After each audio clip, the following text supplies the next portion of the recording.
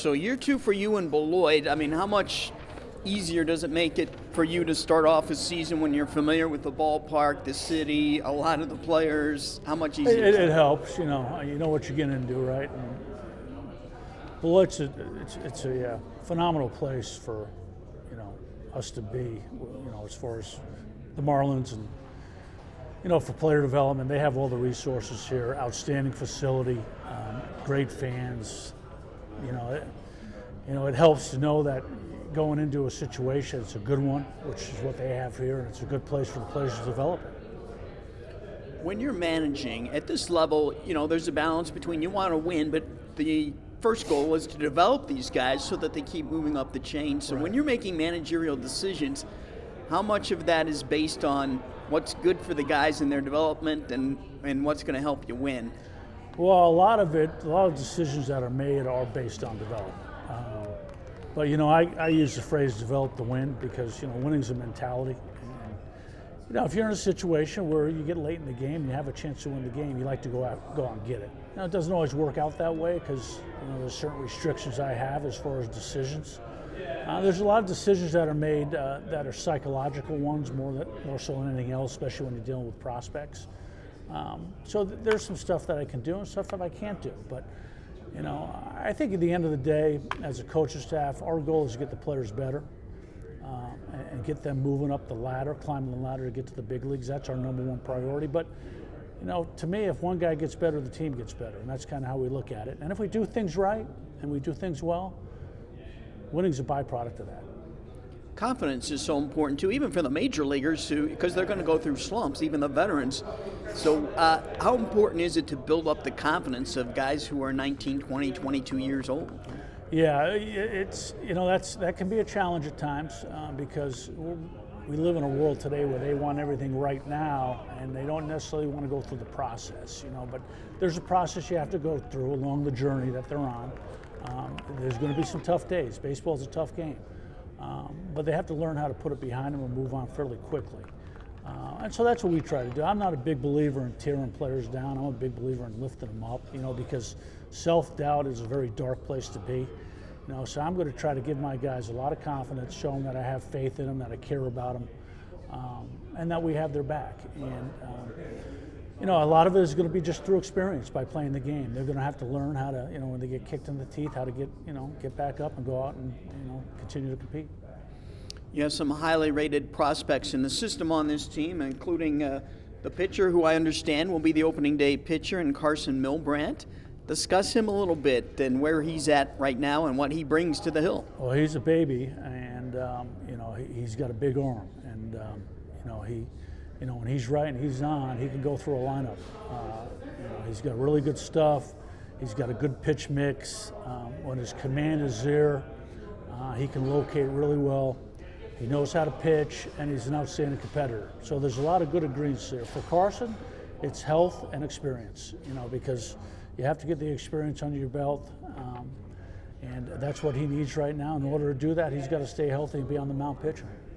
Jacob Miller's another one, and from what I saw last year, he was primarily a relief pitcher. He's being converted to a starter this year. Yeah.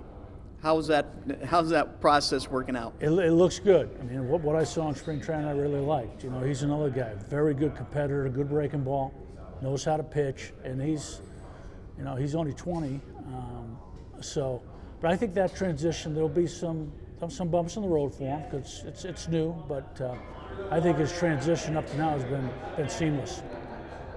And then Evan Taylor looked like he closed last year. Jupiter had 21 saves. So is he the closer going into this season, or is that to be determined? Yeah, I don't want to go into a designated closer type, situation because, again, we carry 16 pitchers, so they have to have a certain amount of rest in between outings.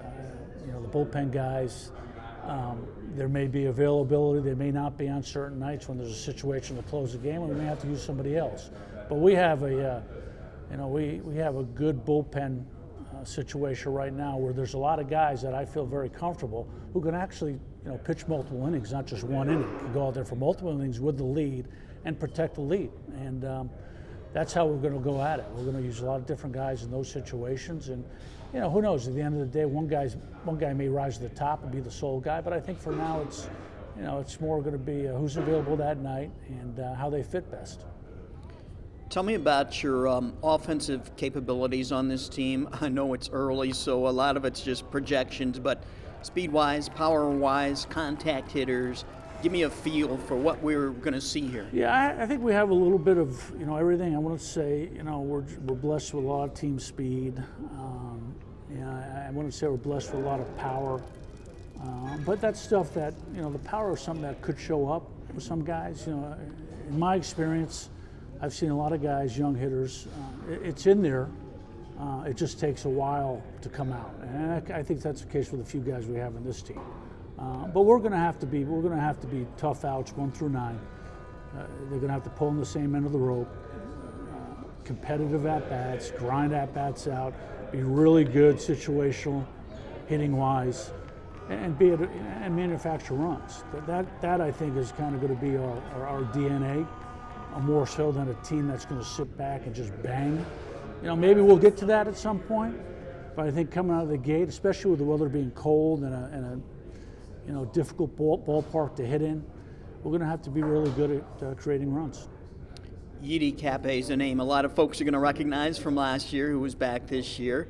Tell me about his game and maybe what he perhaps needs to work on a little bit this year to keep moving up. Yeah, he came a long way as far as maturity, and most players who are young, and Yidi was he was on the radar because of his status as being one of the better players in the game, one of the better prospects in the game. So there's that stuff you got to deal with, but for Yidi, I think the main thing is he's got to be able to control the strike zone. That's really what separates big league hitters and minor league hitters is their ability to command the strike zone. In other words, when they go up there, they're going to get a good ball to hit, and they're not going to chase much. That's the thing he needs to work on the most, and that's the case for a lot of our guys here. And again, it's inexperience. They need to get experience. They need to get at bats to learn the strike zone, know what they can handle and what they can't. How excited are you for opening day and to play a real game?